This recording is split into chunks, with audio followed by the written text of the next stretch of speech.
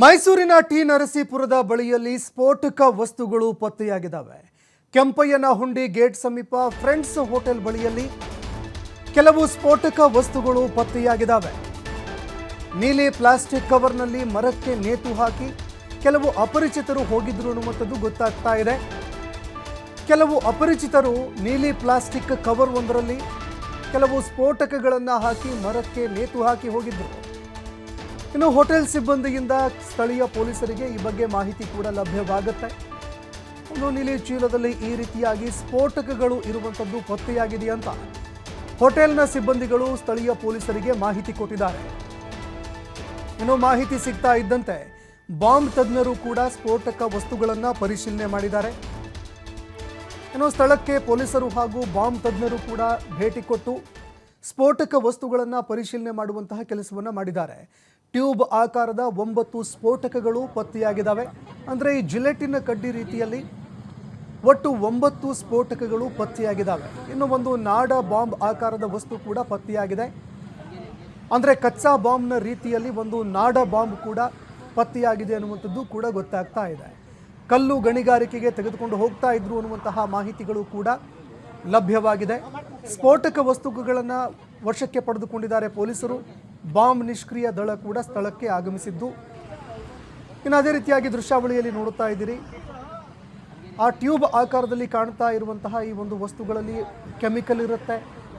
ಅದರಲ್ಲಿ ಜಿಲೆಟಿನ್ ರೀತಿಯಲ್ಲಿ ಇರುವಂತಹ ಒಂದು ಸಣ್ಣ ಸಣ್ಣ ಸ್ಟೀಲ್ನ ಆಕಾರದಲ್ಲಿ ಇರುವಂತಹ ಒಂದು ಸಿಲಿಂಡರ್ನ ಆಕಾರದಲ್ಲಿ ಇರುವಂತಹ ಸ್ಟೀಲ್ನ ಒಂದು ವಸ್ತುಗಳೇನಿದ್ದಾವೆ ಅದನ್ನು ಅದರಲ್ಲಿ ತೂರಿಸಿ ಸ್ಫೋಟ ಮಾಡುವಂತಹ ಕೆಲಸವನ್ನು ಮಾಡಲಾಗತ್ತೆ.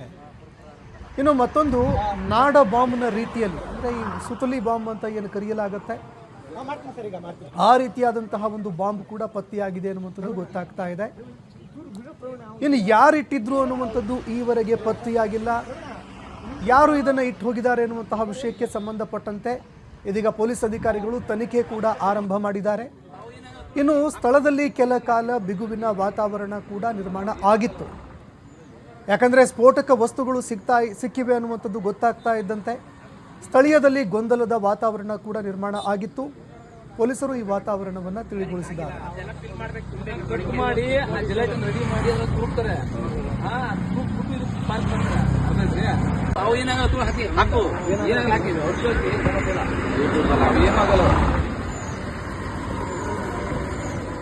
ಈ ಬಗ್ಗೆ ಮತ್ತಷ್ಟು ಮಾಹಿತಿ ಕೊಡ್ತಾ ಹೋಗ್ತಾರೆ ಪ್ರತಿನಿಧಿ ಪುನೀತ್. ಫೋನ್ ಸಂಪರ್ಕದಲ್ಲಿ ಜಾಯ್ನ್ ಆಗಿದ್ದಾರೆ. ಪುನೀತ್, ಮೈಸೂರಿನ ಟಿ ನರಸೀಪುರ ಬಳಿಯಲ್ಲಿ ಕೆಲವು ಕಚ್ಚಾ ಬಾಂಬ್ಗಳು ಪತ್ತೆಯಾಗಿದೆ ಅನ್ನುವಂತಹ ಮಾಹಿತಿ ಲಭ್ಯವಾಗ್ತಾ ಇದೆ.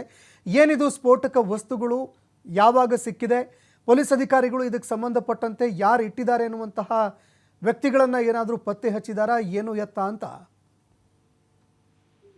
ಹೌದು ಸಂತೋಷ್, ಮೈಸೂರು ಜಿಲ್ಲೆ ಟಿ ನರಸೀಪುರದ ಬಳಿ ಈ ಒಂದು ಸ್ಫೋಟಕ ವಸ್ತುಗಳು ಪತ್ತೆ ಆಗಿರ್ತಕ್ಕಂಥದ್ದು. ಇನ್ನು ಸ್ಫೋಟಕ ವಸ್ತುಗಳನ್ನ ಕಂಡಂತಹ ಸ್ಥಳೀಯರು ಒಂದು ರೀತಿ ಆತಂಕಕ್ಕೊಳಗಾಗ್ತಾರೆ. ಯಾಕೆಂತ ಹೇಳಿದ್ರೆ ಟಿ ನರಸೀಪುರ ತಾಲೂಕಿನ ಕೆಂಪಯ್ಯನಹುಂಡಿ ಗೇಟ್ ಏನಿದೆ, ಈ ಗೇಟ್ ಬಳಿ ಫ್ರೆಂಡ್ಸ್ ಹೋಟೆಲ್ ಅಂತ ಇರತಕ್ಕಂಥದ್ದು. ಆ ಹೋಟೆಲ್ನ ಸಮೀಪದಲ್ಲೇ ಈ ಒಂದು ಸ್ಫೋಟಕಗಳು ಪತ್ತೆ ಆಗಿರ್ತಕ್ಕಂಥದ್ದು. ನೀಲಿ ಬಣ್ಣದ ಪ್ಲಾಸ್ಟಿಕ್ ಕವರ್ ನಲ್ಲಿ ಏನು ಅಪರಿಚಿತರು ಈ ಒಂದು ಸ್ಫೋಟಕಗಳನ್ನ ಇಟ್ಟು ಹೋಗಿರ್ತಕ್ಕಂಥದ್ದು. ಇದನ್ನ ತಕ್ಷಣ ಆ ಒಂದು ಹೋಟೆಲ್ನ ಸಿಬ್ಬಂದಿ ತೆಗೆದು ನೋಡ್ತಾರೆ. ಆ ಒಂದು ಸಂದರ್ಭದಲ್ಲಿ ಗಾಬರಿಯಲ್ಲಿ ಏನು ಮರಕ್ಕೆ ನೇತು ಹಾಕಿದಂತಹ ಒಂದು ಕವರ್ ಏನಿರಬಹುದು, ಜೊತೆಗೆ ಆ ಒಂದು ಟ್ಯೂಬ್ಗಳ ರೀತಿ ಏನಿರುತ್ತೆ, ಇದನ್ನ ನೋಡಿ ಆತಂಕಗೊಂಡಂತಹ ಸಿಬ್ಬಂದಿ ತಕ್ಷಣ ಪೊಲೀಸರಿಗೆ ಮಾಹಿತಿಯನ್ನ ನೀಡತಕ್ಕಂತ ಒಂದು ಕೆಲಸವನ್ನ ಮಾಡಿದ್ರು.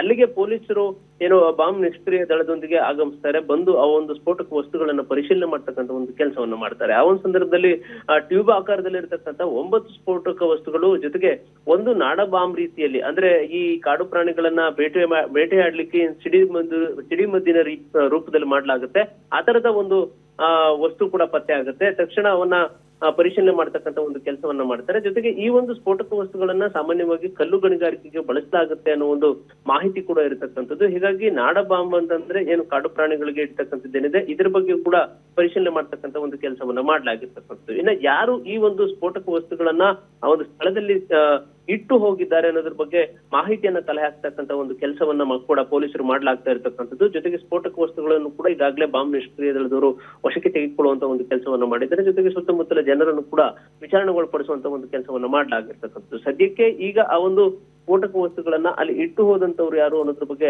ಮಾಹಿತಿಯನ್ನ ಕಲೆ ಹಾಕ್ತಾ ಇರತಕ್ಕಂಥ ಪೊಲೀಸರಿಗೆ ಇನ್ನೂ ಕೂಡ ಯಾರು ಇಟ್ಟಿದ್ದಾರೆ ಅನ್ನೋದ್ರ ಬಗ್ಗೆ ಮಾಹಿತಿ ಲಭ್ಯವಾಗಿಲ್ಲ. ಸದ್ಯಕ್ಕೆ ಅದರ ಒಂದು ವಿಚಾರಣೆಯಲ್ಲಿ ಈಗ ಪೊಲೀಸರು ಕೂಡ ಇರತಕ್ಕಂಥದ್ದು. ತಕ್ಷಣ ಹೋಟೆಲ್ ಸಿಬ್ಬಂದಿ ಆ ಒಂದು ಸ್ಫೋಟಕ ವಸ್ತುಗಳನ್ನ ಕಂಡಿದ್ರಿಂದಾಗಿ ಯಾವುದೇ ರೀತಿಯಾದಂತಹ ಅನಾಹುತಗಳು ಸಂಭವಿಸಿಲ್ಲ. ಜೊತೆಗೆ ಬಾಂಬ್ ನಿಷ್ಕ್ರಿಯ ದಳದವರು ಅದನ್ನೆಲ್ಲವೂ ಕೂಡ ತಮ್ಮ ವಶಕ್ಕೆ ಇಟ್ಕೊಳ್ಳೋ ಮುಖಾಂತರ ಸ್ಥಳೀಯರು ನಿರಾತಂಕವಾಗಿ ಇರುವಂತಹ ನಿಟ್ಟಿನಲ್ಲಿ ಅವರಿಗೆ ಮಾಹಿತಿಯನ್ನು ನೀಡಿ ಈಗ ತೆರಳಿರ್ತಕ್ಕಂಥದ್ದು. ಸಂತೋಷ್, ಧನ್ಯವಾದಗಳು ಪುನೀತ್ ನಿಮ್ಮೆಲ್ಲ ಮಾಹಿತಿಗೆ.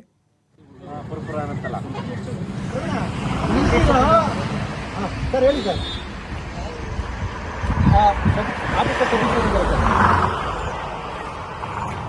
ಮಾಡ್ತೀನಿ ಸರ್, ಈಗ ಮಾಡ್ತೀನಿ.